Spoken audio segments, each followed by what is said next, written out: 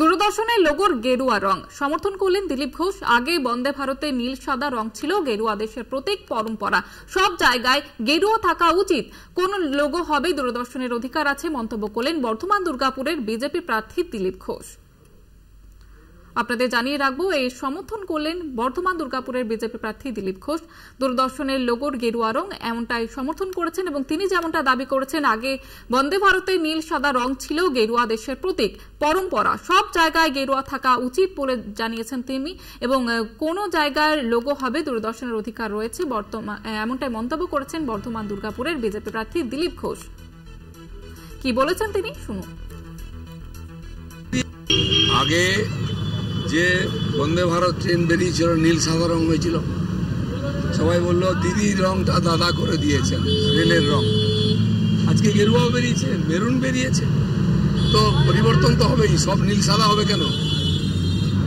গেরুয়াতে এই দেশের প্রতীক, পরম্পরা, সব জায়গায় গেরুয়া থাকা উচিত। যদি করে থাকে সেটা দূরদর্শনের অধিকার আছে, তারা কোন লোগোটা ব্যবহার করবে? তারা তো মমতা ব্যানার্জি বিশ্ববাংলার লোগো লাগাবে না। আপনারা শুনলেন দিলীপ ঘোষের মন্তব্য। কোন লোগো হবে, কোন রং হবে, এমনটাই জানিয়েছেন তিনি এবং এই বিষয়ে কিন্তু তিনি সমর্থন করেছেন দিলীপ ঘোষ। বর্ধমান দুর্গাপুরের বিজেপি প্রার্থী দিলীপ ঘোষ এ বিষয়ে সমর্থন করেছেন তিনি। তৃণমূল নেতা শান্তনু সেন রয়েছেন আমাদের সঙ্গে এই মুহূর্তে টেলিফোন লাইনে। আপনাকে স্বাগত জানাবো কলকাতা টিভিতে। যেটা জানতে চাইবো, শুধু দিলীপ ঘোষ বলছেন শুধুমাত্র দূরদর্শনের লোগোর কালার নয়, সব জায়গায় গেরুয়া রং থাকা উচিত, কি বলবেন? প্রথমত মাথায় রাখা উচিত, নির্বাচন কমিশনের আচরণবিধি চালু হয়ে যাওয়ার পরে এখন কিন্তু একটা কেয়ারটেকার গভর্নমেন্ট চলছে এবং কেয়ারটেকার গভর্নমেন্ট এই ধরনের কোনো গুরুত্বপূর্ণ সিদ্ধান্ত কিন্তু নিতে পারে না।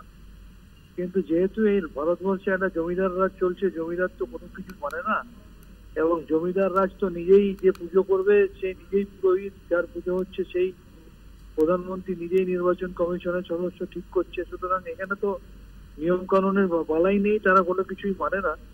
আর শুধু দূরদর্শনের লোগো কেন, আপনি ভারতবর্ষের নতুন সংসদ ভবনে ঢুকে দেখুন না, সেখানে সংসদ ভবনে যত স্টাফ আছে তাদের পোশাক থেকে শুরু করে সংসদ ভবনের ভেতরে চেয়ার থেকে শুরু করে সবটাই তো তারা বৈরিকীকরণ করেছে।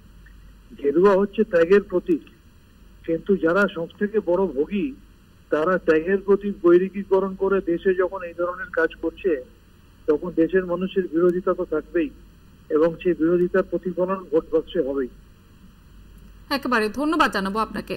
তৃণমূল মুখপাত্র শান্তনু সেন ছিলেন আমাদের সঙ্গে টেলিফোন লাইনে এবং তিনি এই বিষয়ে কিন্তু বিজেপিকে কটাক্ষ করলেন। দূরদর্শনের লোগোর গেরুয়া রং এই সমর্থন করলেন দিলীপ ঘোষ। তিনি যেমনটা বলছেন, গেরুয়া দেশের প্রতীক, সব জায়গায় গেরুয়া রং থাকা উচিত।